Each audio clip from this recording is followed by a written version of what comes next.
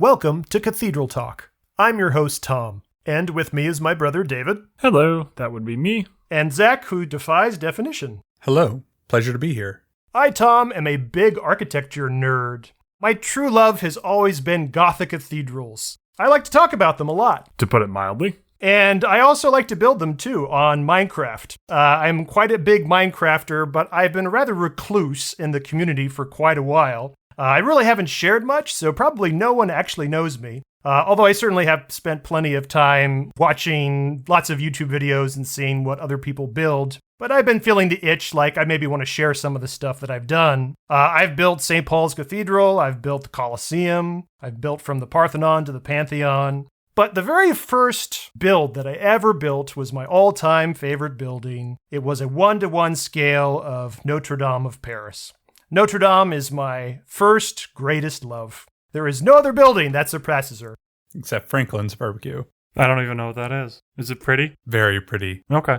I mean, I do enjoy really anything that deals with smoked meats. That's what I tend to think of. I think of architecture and smoked meats together. Yep. Well, smoked meats are, they might taste good, but I'm not sure that visually they look as good as okay, moving on. So you just gotta look at their brisket and it gives you the same religious experience that you get from looking at a cathedral. Hashtag not a Christian podcast. Or a mosque. Okay, speaking of Notre-Dame, Notre-Dame has, of course, had a very long, turbulent history. As you all know, on April 15th, 2019, Notre-Dame burned. And it was a roof fire. The whole roof caught ablaze, and it's not been determined what caused that fire. And I found out about it like everybody else. Well, not quite. I think it was actually David. Yeah, I texted the entire world that Notre Dame was on fire, which is yes. So you did find out just like the rest of the world via text from me. David is sort of like Schrodinger's cat. He's in all places at once, so he can report anything. Oh, I just figured he was the arsonist because he was the first to tell anyone. David? This would be a strange way to start a podcast about Notre Dame. This is serial. From the perspective of the arsonist. David? Is there something you're not telling me, David? Anyway, well, when I found out that Notre Dame was burning, I mean, I was probably having one of the worst days of my life. Notre Dame has been a love of mine for really ever since I was a little kid. I admit, it was the Disney movie. It was Hunchback of Notre Dame that actually got me hooked. As Notre Dame did burn, I was just like pleading with the TV, please stop, please stop. I couldn't deal with this horrific event that I was witnessing. I was also getting really frustrated with the pundits on the different news stations because they all acted like they knew what they were talking about with like the nature of the fire and what was going to get damaged. And I was like, you have no idea what you're talking about. Notre Dame is a Gothic cathedral that was built out of limestone and was designed to survive large fires. And I almost feel that the question isn't why did Notre Dame burn, but really the better question is how did Notre Dame not burn over 800 years? Because that roof has been the same roof for the most part since its early inception. And I've seen many pictures of that roof, which they call the forest with all of its timber. And it's just crazy to think that it lasted as long as it did. But nevertheless, I was still shocked. The next morning, I was relieved to see that while the building had suffered catastrophic damage, the cathedral was still standing and that most of the bulk is intact. But clearly, a lot needs to be done. The damage really completely wiped out the roof, and they're going to have to not only rebuild the entire roof, but repair a lot of the stones that also did suffer fire damage just by being weakened by the high intense heat. So, I've spent the last 18 months planning what I want to do to support the restoration efforts to save Notre Dame. So I am here, proud to kick off our new podcast, Cathedral Talk, where we want to save Notre Dame.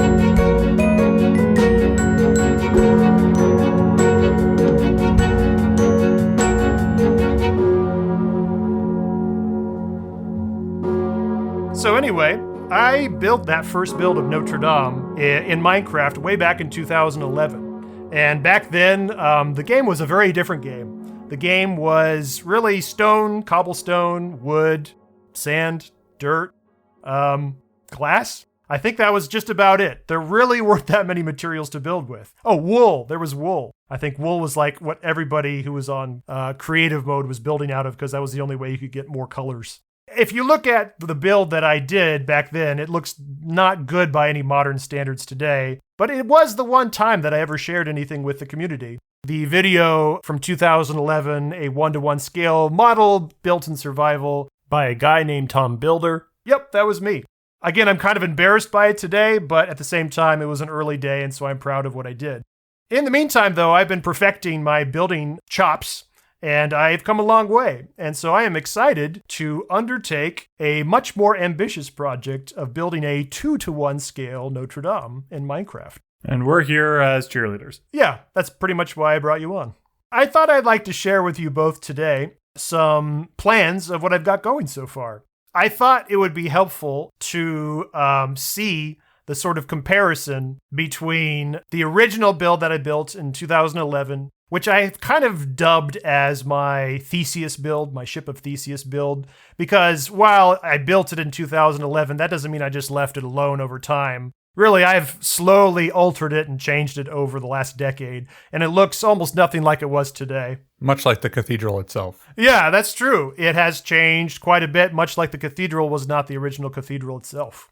What I like about this little comparison here is this is going to give you a sense of just how much bigger this new model version, this 2-to-1 scale, will be. All of these links will be in the show description as well. Absolutely. I intend to have lots of subsequent visual media that people can look at on their own time. But as with a podcast, our job here for you, the listener, is to paint word pictures that will be a pleasant experience for you to listen on that commute home from work. Because that's happening right now. We're all commuting. That's true. I was kind of hoping this episode would be an episode out of time, but too late for that. So, taking a look at the two floor plans that you see side by side in comparison, what do you notice about sort of the layout of the smaller one that's at the bottom and then the full 2-to-1 scale one that's above, aside from the fact that there are different sizes? Well, I think this is something that we talked about when you were building your Theseus build, is that these cathedrals are slightly imperfect in their orientations and their constructions for architectural reasons and also for theological reasons. So the 2-to-1 build looks slightly askew, but intentionally askew. Yeah, and if you look at the first floor plan below, I did not do anything to suggest that anything is asymmetrical. The bottom plan really has all the columns neatly lined up, all of the vaults at clear crosses, and it turns out, surprisingly enough, that is not at all what the real thing is like.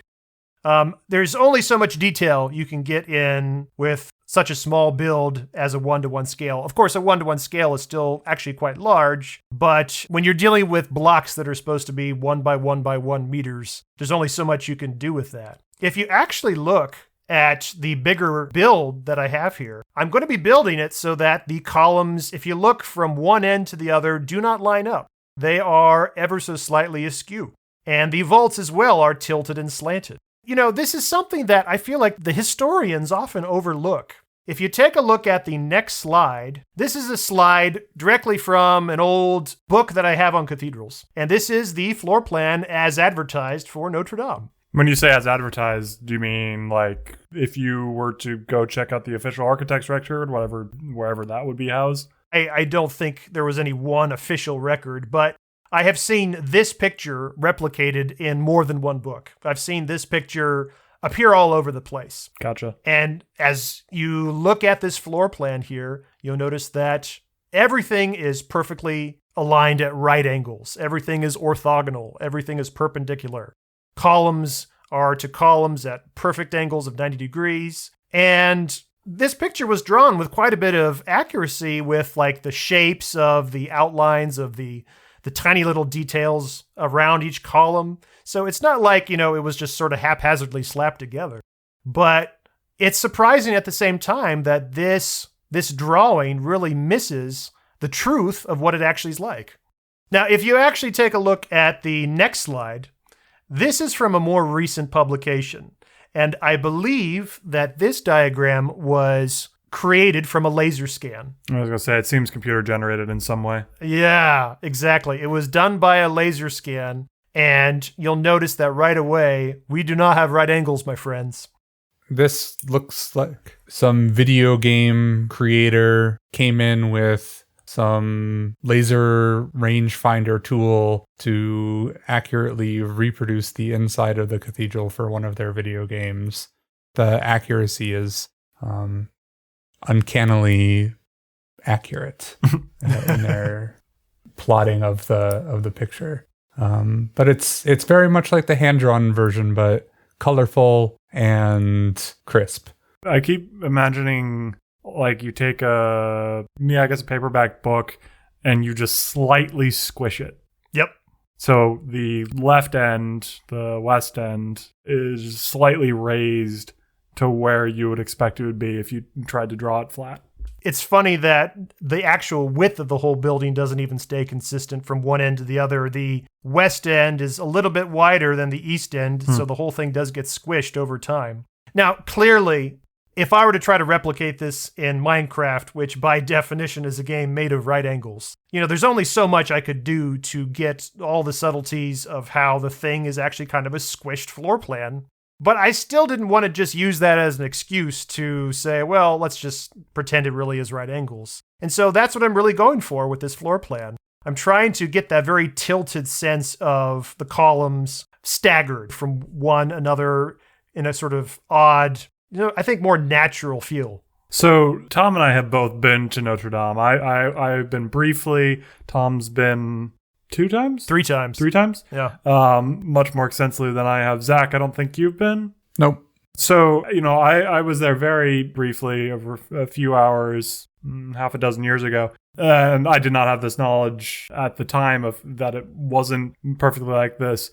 Can you, as a layperson looking at it on the outside, tell that it is squished this way, either from looking at the facade from standing outside, looking at the west end, or walking through and getting a sense of looking at the columns?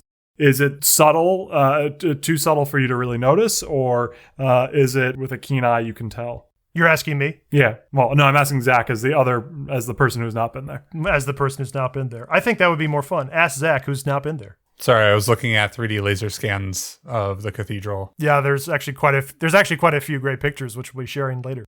Does it look askew is the question? I don't think standing in the square that it looks askew. Well, let me talk about both the inside and the outside. Starting with the inside, because we're looking at the floor plan to start off. Surprisingly enough, yeah, it's I think, rather jarring as to how askew if you look straight up. Because really all the columns, which are actually called piers, by the way, in the official terminology, we'll go over vocabulary for Gothic cathedrals sometime soon.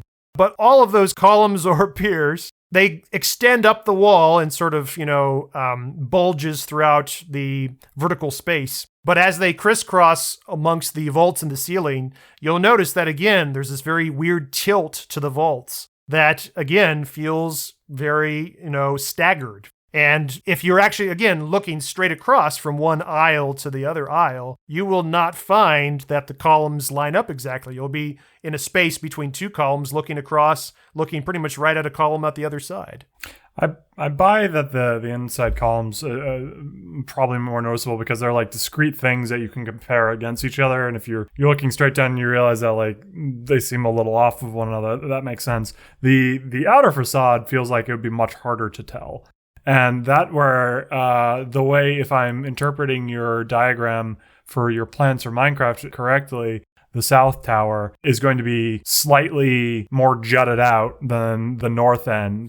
And because of the limitations of Minecraft, which of course we have to acknowledge, I feel like that's going to be very noticeable. That's just looking at a plan. Obviously, you haven't done it yet, so I don't know what it'll look like to stand in front of it in Minecraft. It's funny that you said that because I think what's actually the truth is these blocks are actually perfectly aligned. There is no jutting at all. The slant is only that the sort of south aisles are all slid backwards a little bit on the inside, which makes a sort of an optical illusion from the floor plan's perspective, the south tower looking like it's slanting in the other direction. Maybe, is it the doors that I'm looking at? Because like the middle door is more indented. Yes. Okay. Yes, that is true. The doors are not quite aligned, but that is not going to be noticeable at all. I mean, I guess because of the way that they're kind of concave, you wouldn't be able to. Okay. And I think, I mean, let me just say here that I have definitely not the first person ever to build, nor will I be the last to build a model of Notre Dame in Minecraft. It has been done many, many times. And that's great. I really enjoy looking at the way other people interpret it. It is my all-time favorite building, like I said. And the one thing, though, that I feel like almost every single build, from, the most beginner to the most extravagantly professional, is that almost everybody builds this thing entirely symmetrical. That's, I think, what people expect it to be. People think, oh, Notre Dame, yes, twin towers, 2 equal towers, and then, a center rose window and straight aisles toward the back. And you can still make that look really good, but that's not actually what it is. So so let's do a little bit of trivia here. Actually, David, I'm going to put you on the spot. David, can you tell us how you can figure out the orientation of the globe if you're standing inside a cathedral? The easiest way to remember it is that the side where your big rose window, the main entrance, is going to be, is called the west end. So if you stare at that, that's going to be to the west, and then you can fill out your cardinal directions from there. The east being the other side. Now I'm just describing cardinal directions. From the west, if you go on a clock, it'll then be north, and then east, and then south, and then you're back west again. That's pretty good. In fact, if you wanted to really be an elitist, you could say that the west end is actually usually called the west facade. But that's definitely true. So again, that's going to be your main entrance. Now, I should be clear that it's not that this is perfectly aligned with the cardinal directions. That's definitely not true. They're just approximately angled in that orientation. Now, what I don't remember here, there's a theological reason for this, and I don't remember what that is. Okay, so that I can't help you. And perhaps this is a great little segue for, we should have just a quick little, a moment of truth for our new listeners who are joining us on our first episode. Hi, Mom. I hope that you are joining us out of a love of architecture, but I hope we are not disappointing you over this simple truth that if you are expecting us at any point in this podcast to bow our heads in prayer, that is probably not going to happen. No. This is not a Christian podcast. This is a podcast about cathedral architecture, just so we are clear about that.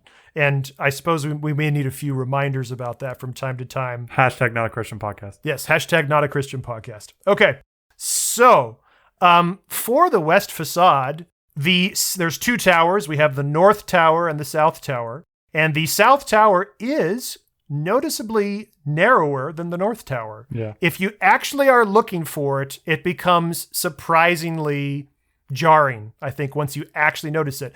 It's kind of one of those, the glass breaks when you see it, because you can go on for a long time not thinking about it at all. You can just be there and there and there, and then suddenly the glass breaks and you suddenly realize, wow, those are not the same at all. And I think an earlier past version of myself, Tom, would probably have been sad to discover that. But to this day, I actually love the asymmetry of Notre Dame. I think it's fantastic. You just like it because you know it and everyone else doesn't, so you feel like you're special. That's probably true. I do like knowing things that people don't and then lording that over them. But I suppose maybe as a more rational justification, it's Notre Dame's west end, its west facade. It's like a human face. Human faces are not perfectly symmetrical. They're approximately, but there's some people whose eyeballs are a few centimeters too high, a few centimeters too low. Definitely not people like Zack. I love you, Zack. I got one eye halfway down my cheek and the other one right in the middle of my forehead. I'm like a Picasso painting. You can in fact change the position of your eyes by the way you decide to grow all that facial hair. Exactly. They're structural beards. Load-bearing mustache. Sideburns that buttress your cheekbones. Exactly. They're flying buttresses, mine. Yeah. Oh, that's a goal in life, too. You know, like that Civil War General Burnside got sideburns named after him. To come up with radical facial hair that can warrant the name the Flying Buttress hairstyle. Oh, there you go. Notre Dame is like, I think another analogy that I really like about the asymmetry is that imagine comparing a finely hand-drawn picture versus an architectural diagram. And, you know, if you really think about some of the finest artists out there who don't use rulers, but just hand draw things, naturally, they're not going to have lines as straight as somebody who's using a ruler to do all the fine details. But at the same time, that hand drawing really can be, I think, more attractive. And that's the way I find Notre Dame as well.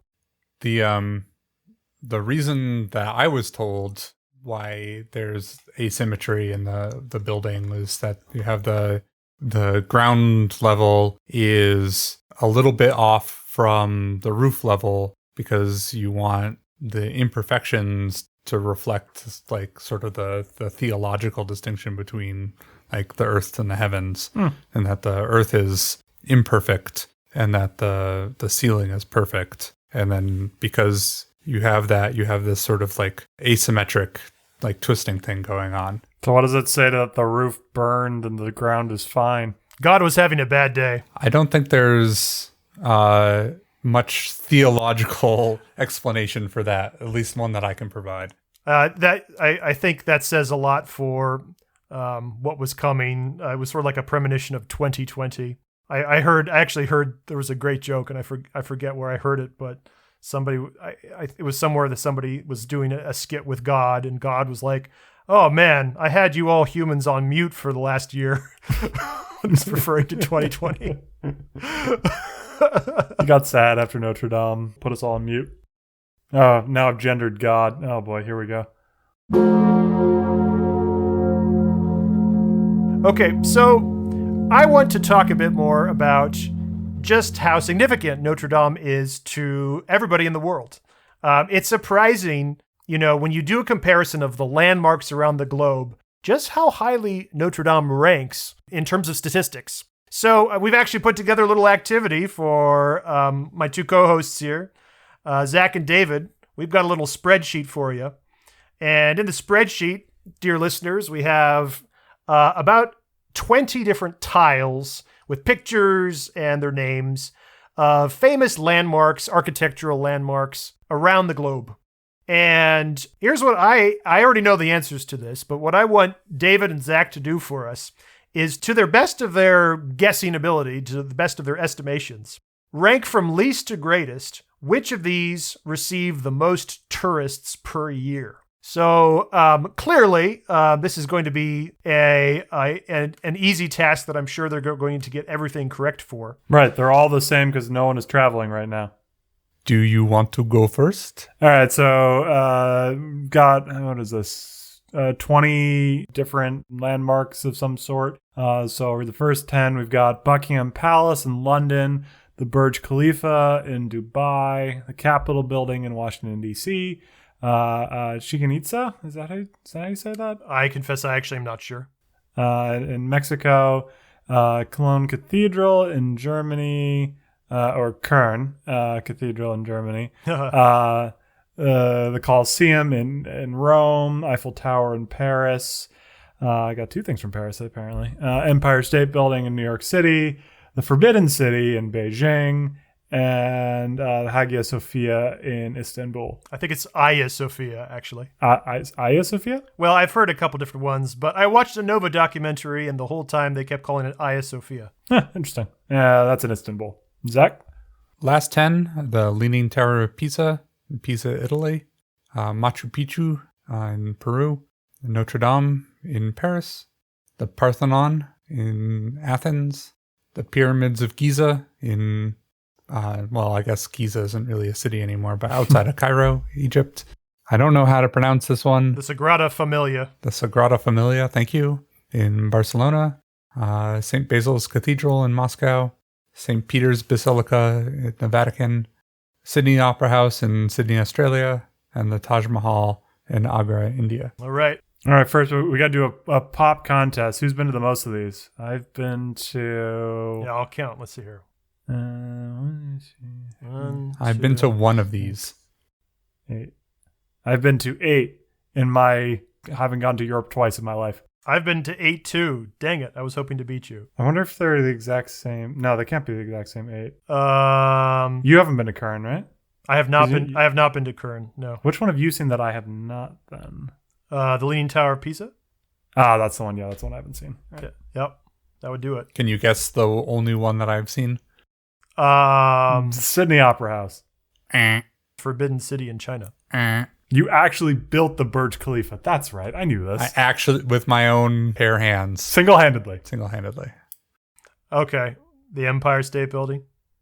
Oh, I forgot that I've seen the Empire State Building. So 2 of them.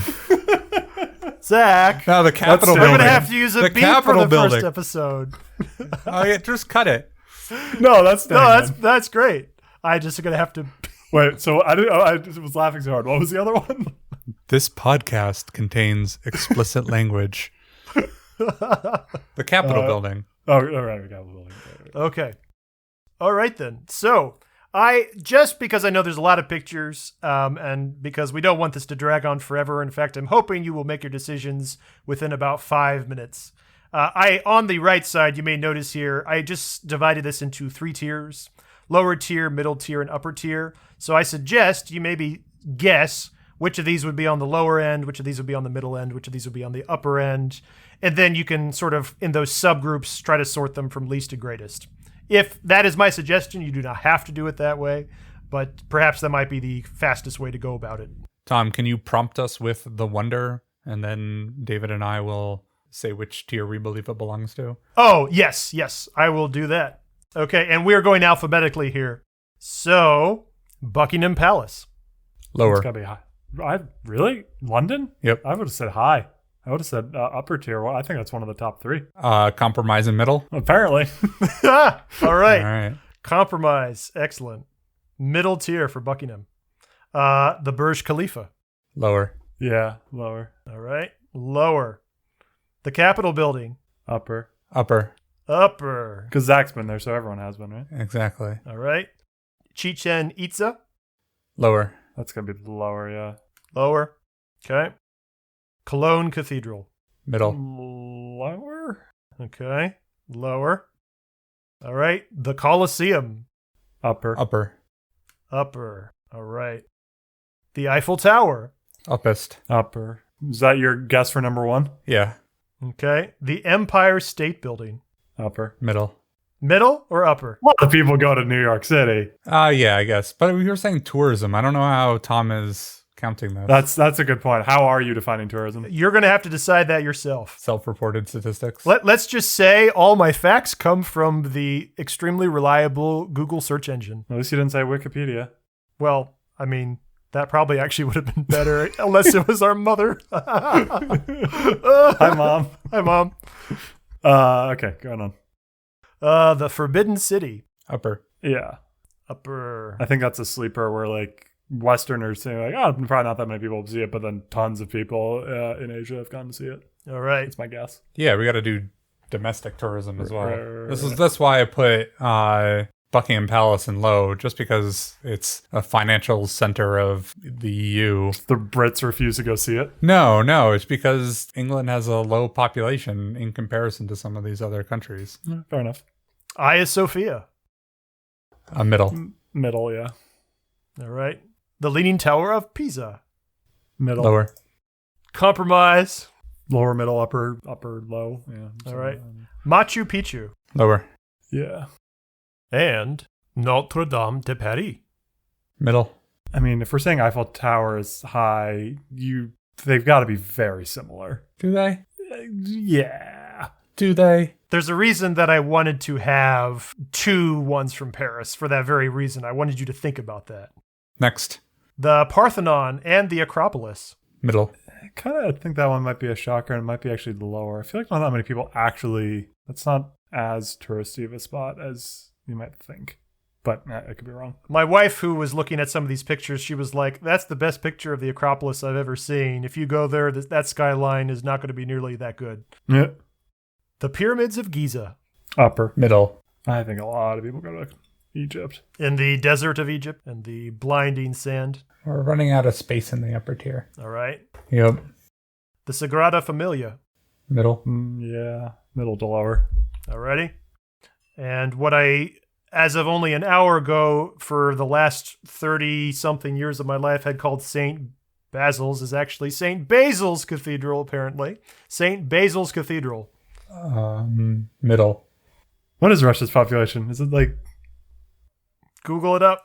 How big is Russia, Zach? 144.5 million. That's not that many. That's less than half of the United States. But again, the United States is actually quite large. Yeah, but England is 55 million. Right. Yeah. Yeah. So it's 3 times that of England. Yeah. Sure. Yep. And St. Peter's Basilica. Upper. All right. The Sydney Opera House. Lower. Lower. And last, but one minor spoiler, not least, the Taj Mahal. Upper. Upper. Yeah. Uppest. Now we've clearly got too much in upper, so... Yeah. You all think these things are all so popular, don't you? No, I was consistently saying lower, and David was like middle, upper, and I would just put him there because I wanted to make him feel good. But So which of these do you think is supposed to be knocked down a peg? You think pyramids are supposed to be knocked down a peg, yep, and Notre-Dame. I still think that's crazy. You're crazy. Oh, that's accurate. Capitol building might be knocked down, actually. Don't let the word scanners hear you say that. I want you, at least looking at all these pictures, to guess what you think is the absolute lowest and the absolute highest. The absolute highest I'm going to say is the Taj Mahal. Okay? Well, I will guess... I'm going to guess St. Peter's Basilica is highest. And then lowest, I'm going to say Chichen Itza. Okay. I'm going to say Machu Picchu. Okay. Are we ready for the big reveal? Sure. Oh, wait, I got to be more hype. All right. Drum roll. In 16th place, remember there were 20 of these, but again, there's several ties. So in 16th place, at the lowest end, based on what limited data I could find, we have for 1.5 million people per year, Machu Picchu. Aha! Okay. 15 points for David. That was a good guess, David. Good job. Okay, so in 15th place, for 1.87, this was the most accurate number, by the way. I guess it kind of makes sense considering what it is and how modern it is. 1.87 million, the Burj Khalifa. In 14th place, for 2 million, the Parthenon and the Acropolis. Also in 14th place, for 2 million, Chichen Itza. In 13th place, for 2.5 million, St. Basil's Cathedral. Bam. Yeah, that one we got. You wanted to put that one in upper, didn't you? St. Basil? No. Middle. Oh, no, that's what we both said. I take it back. In 12th place, for 3 million, Hagia Sophia. So far, the only one we've gotten super wrong is Cologne. That's about to change. Yeah, I'm going to put that one out a little bit. In 11th place, for 4 million per year, the Empire State Building. What? Yeah. Yep, 11th place. I guess Zach's right. No one actually goes to New York for the New Empire State Building. I wanted to put it in middle. I mean, you have to remember that 4 million, even though it's in 11th place, is still a very large number. The population of New York City is a little over 8 million. So that's like half the population of New York going to the Empire State Building every year. So That's not Greater New York. That's just literally New York. Okay. Greater New York is way more populous. Oh, do you have a number? No. Okay, then hush. So also tied for 11th place, the Capitol Building for 4 million. Okay, yeah, I saved us there. In 10th place, for 4.5 million, the Sagrada Familia in Barcelona, Spain. We're going to talk a lot more about that building in one of these podcasts. In 9th place, for 5 million, the Leaning Tower of Pisa. In 8th place, for 6 million, Cologne Cathedral. Yeah, we were way wrong on that guy. Very wrong. When I did a little bit of research on this one, it said that Cologne is without a doubt the most popular visit in all of Germany. Surprised Germany gets that much tourism in general. Germany's a wonderful place. I say as someone who's married to a German, Yeah, just to be clear. you might. Do you want me to edit that out or leave that in? It's No, too. that's it's too late. going in. It's too late. It's going in. Yep. Okay. Okay, now 7th place has a 3-way tie, and the greatest thing that I was just so tickled by this is that in 7th place, a 3-way tie, all of them are 7 million. And for this 3-way 7th place, we have the Taj Mahal, the Colosseum, and the Eiffel Tower. Okay. All right. So we've gotten Taj Mahal pretty wrong and Buckingham pretty wrong. Well, half of us got Buckingham pretty wrong. So Buckingham. Let's just say. Well, I mean, if it's tied with the Eiffel Tower and the Colosseum, right, we got to move those up as well. You mean Taj Mahal's tied with them? That's what Tom said. Yeah. All right. In 6th place, for a big jump, by the way, from 7 million to 10 million, we have St. Peter's Basilica. Yeah. Okay, I'm not going to get another 15 points, sadly. That's too bad. In 5th place, we have for 10.9 million, the Sydney Opera House. Yeah, we were way wrong on that. That's insane. Sorry, Australia. I guess there's not like if you're in that part of the world, you might as well, I guess. So, in 4th place, drum roll. In 4th place, we have Notre-Dame de Paris for 13 million a year. It oscillated between 12 and 14 million a year, so I took the average, 13 million a year. That's in 4th place. So Notre Dame is not at the top of the list, but very, very close. So what was the differential between the Eiffel Tower and Notre Dame? So the Eiffel Tower is 7 million a year, and Notre Dame is 13 million a year. That's a lot of people to not walk that far down the road. That must be they're only counting people who go up the Eiffel Tower or something. So now we get into a little bit of the hazy on how do we count, like, how does it count as a visit to the thing, right? Are they counting the people who are standing underneath it? Are they only counting the people who actually go in it and up it? You know, they must. Sometimes they're more explicit, but most of the time these numbers are very just like, oh yeah, we had this many people visit. Notre Dame has many excellent features going for it, but one notable one is that Notre Dame is big open door policy. You can walk right on in. It's also an active church. Well, previously. Another one of the things that I think makes Notre Dame my favorite building of all time is not just the building itself, but that Notre Dame is right in the center of Paris on its own island. It's surrounded by the Seine. It's got the river flowing on both sides of it. And it is the tallest structure within its neighborhood. It is not dwarfed by any obnoxious skyscrapers or, anachronistic structures that are out of place. Paris has done an excellent job of preserving that feel of that part of the city. And so Notre Dame wins in terms of its location, hands down. What of these wonders would you say are situated next to some obnoxious anachronistic building? That's a good question. It was hard getting this list down to 20. Originally it was going to be 10, and I was like, I can't do 10. I have to do 20.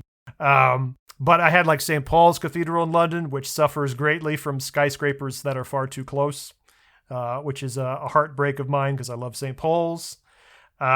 Just thinking about some of these other ones. I think Karen, I know I keep talking about it, actually might sort of qualify because it's next to a very modern train station, which I actually kind of like the juxtaposition of the two, but it is definitely a stark juxtaposition. I have not been there, but from the stories I've heard and from the mindset that I've sort of thought about, I think for Kern is such a black, imposing, It's like the Tower of Sauron, It's like it's Orthanc or something, or Barad-dûr. Sorry, my nerd alarm just went off there. Yeah, jeez. It feels like it's almost built because of it being coated in pollution. That Kern is supposed to be it's dystopian. It feels almost dystopian in a sort of delicious way. It's a deliciously dystopian cathedral. It's beautiful, don't get me wrong. It is a gorgeous building. But I feel that for that reason you said, it actually jives with the modern surroundings. Yeah. I don't recall off the top of my head for some of these others, but I'm sure they will come up. Most of these are, I think, fairly well insulated from bad juxtaposition. Okay, so that was Notre Dame. We should still actually finish the list. There's 3 left. Do you want to guess what the remaining order of the remaining 3 are? I'm just trying to make sure I can even figure out which the 3. It's Forbidden City. Buckingham Palace.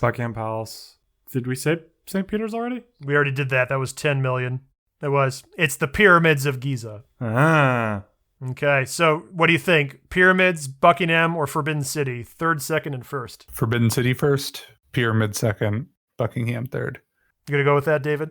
Oh, I'm good. I'm good with that. Yeah. That's a worthwhile guess. You got first place correct. Third place is Pyramids of Giza at 14.7 million. Buckingham Palace is at 15 million. Coming in a triumphant second place. And then first place, the Forbidden City comes in at 16 million. I will acknowledge going back that the way these numbers are reported are pretty fishy. Like, for example, I was looking at Buckingham Palace and I was like, geez, 15 million people go to Buckingham Palace a year? And they're like, yes, we have 15 million people walk up to the gates and look at the redcoats walk up and down the lawn. I'm like, okay, does that count as visiting Buckingham Palace? Because that's definitely not the same thing as visiting Notre-Dame, where you literally just walk right on in. So I feel like Notre-Dame is being done a bit of a disservice here. But I have to go with the statistics. That's what we see. So, yeah. Are you surprised at how high up this list Notre-Dame actually is? Yes, because I'm looking at another list of places that are visited, and I do not see Notre-Dame on this list. What list are you looking at? List of most visited places and monuments from Wikipedia. Okay, well, Notre-Dame's not even on the list?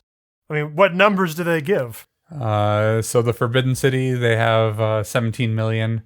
St. Peter's Basilica, they have 11 million. These numbers are close to what it... Palace of Versailles, they have 8 million. Yeah. Lincoln Memorial, they have 7.8 million. Yeah. Colosseum, 7.6 million. Okay, so all these numbers have been within a million, so I'm not crazy with this list. This again was from Google searching, which, you know, my reputation of Google searching withstands your pokes and prods. Well, I don't know why they omitted Notre Dame, but I am very confident in actually the Notre Dame number because that got reported on the news actually a lot, and I found multiple sources all talking about that, repeating those numbers like between 12 and 14 million. But were they all just quoting each other? I mean, okay, I guess I don't know that, but it seems like at least that is the more official number. That why that would be omitted from a Wikipedia article is probably where our mother gets sweet revenge telling us that why would you ever trust Wikipedia? Why? I mean, you're using a Google search and self-reported data, so I'm not entirely sure you escape that criticism. Perhaps not. I was going to say the Eiffel Tower gets 7 million. It's not the only one in Paris. There's the Musée d'Orsay. I butchered it probably. 3 million. And then the Arc de Triomphe is 1.5 million. So it's not that they were omitting Paris monuments from this list. I mean, I honestly think that whoever made that list on Wikipedia just forgot to include Notre Dame. I think that's the simplest answer. Sources used to compile the list include the Museum Index published by the Themed Entertainment Association and the Economics Practice at AECOM, and the annual survey of leading visitor attractions in the United Kingdom, the U.S. National Park Service of National Monuments, the French and Russian Ministries of Culture. Clearly people who are full of hooey. Yeah, the French Ministry of Culture, full of hooey. I mean, well, if they didn't report Notre Dame, their number one most visited tourist attraction, then they are full of hooey. That requires the statement that Notre Dame is the most visited attraction to be true. But Tom wants it to be true. Tom wants it to be true, therefore it is true. Damn it. A lot of that's getting cut. All of it's going to get cut. All of this Wikipedia conversation is going to get cut. We know this. Okay, I do want to point out, though, assuming this data is true, Notre Dame is the highest church on this whole list. Notre Dame is at the very top as far as anything religious in the Christian world goes. What about St. Peter's Basilica? St. Peter's Basilica was 10 million. Notre Dame's 13. Oh, we're still going by your fictitious numbers. Yeah. Sorry, just got attacked by my cat. Okay. Notre Dame is the highest ranked Christian structure out of all of these. And I find that rather surprising. I do too, and I question the veracity of it. I mean, it's certainly up there. Whether it's higher than St. Peter's Basilica, you know. I mean, why are you convinced that St. Peter's must be higher than Notre Dame? Because one is like the equivalent of a pilgrimage for an entire religion, and one is just awesome. Okay, but how many of those people visiting Notre Dame do you think are actually Christian? Yeah, no, legit. You see, I think that's where you're falling down, because so many people visit Notre Dame as more than just a church. Notre Dame is an iconic building that's more than just a cathedral. And I think you're assuming that just because St. Peter's is, in the higher up in the hierarchy of Catholicism, that it should get more people. But Rome is also a smaller city, by the way. Yeah, that's true. And Paris gets, just I think in general, more tourism than Rome. So more people are going to see the main attractions in Paris. Yeah, that on its own is a good point. Yeah. Yeah. I knew I would win that argument. I just had to bring it around. With your own unproven facts. Well, nobody can disprove them anyway. Yeah, certainly not the internet. No, definitely not. So Notre Dame is not just beloved by me, but it is also beloved, at least I think we can all agree, by many people. Several dozen at least. At least several dozen. And I would say that it is simply the finest example of Gothic architecture there is. There are many people who will disagree with me. There's many people who will say, come on, the best Gothic cathedral out there is Chartres. And I'll be like, that's nice, but no. Notre Dame is the best Gothic cathedral out there. And little bit at a time, we're going to spend this podcast discussing all the tiny little features of what make it special, what is unique to this cathedral as opposed to any other Gothic cathedral, and also how do we hope the rebuilding efforts are actually going to go down? Because there's been a lot of controversy over, is it something that should be rebuilt exactly as it was, or should there be iterations and improvements made on what was before, improvements in quotes? But that's a subject for another time.